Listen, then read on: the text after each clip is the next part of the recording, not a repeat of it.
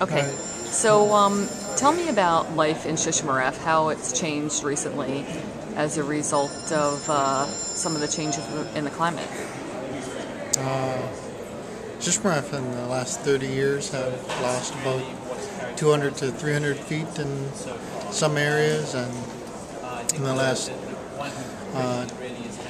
about last 10 years we've been trying to get our community relocated to the mainland. So when you say it's lost 200 to 300 feet, are you talking about sea level, erosion? Can you tell me a little more about that? Well, we lose it through coastal erosion. What happens is we don't have the shore ice along our on our north shore, and what that does is it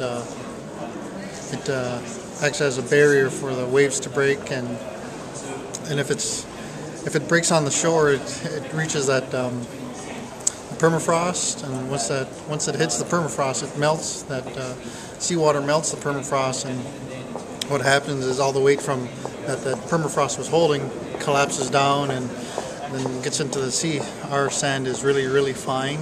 I've never seen anything as that fine anywhere else. So how did it used to be different? Was there ice there before that was blocking the water from coming in, or what changed? Well, the ice is coming later and later and leaving sooner and sooner. I think it was February 2006 we still had open water. So, and when it leaves later, what happens is we have to go out on the ice with our snow machines.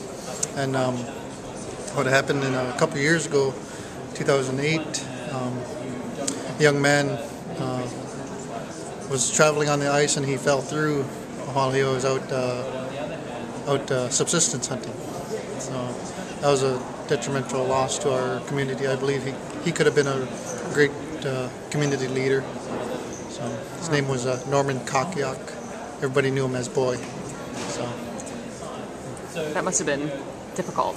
Oh yeah, he's like 3 years younger than me, and he's a prominent hunter. So people have, it sounds like, with the changes of the ice, it's hard to read the environment in the same way that people traditionally have, since there are so many changes. Well, it's not. The difficulty isn't reading the environment. The difficulty is trying to adjust to the earlier time. And before, the ice would go out in stages. Now it's either lingering along and staying on shore and getting really, really thin, and then goes out in one big sheet. Whereas before it would like break off here and there. We'd have open lead. We could go out and our hunting season would last maybe a month and a half. Now it's lasting maybe just a month at the most. So and when we go subsistence hunting, we don't just go out. It's not a sport to us. It's our staple. The most questions I get asked about Shishmaref is why don't you co-locate? Basically, that's what they ask. My answer to that is always, it's like asking a farmer, a 10-generation farmer, been farming his land, taught his kids, taught his grandkids.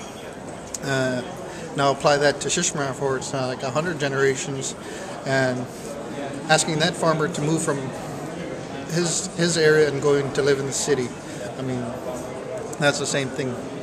Only thing different is we don't manage the wildlife. We take what we need, and if we got access, we give out. We always give out first, and then we take what we have left over for ourselves. So, like, a lot of people will give out a lot of seal oil to other families that couldn't go out hunting, and then they'll have what they need for that year.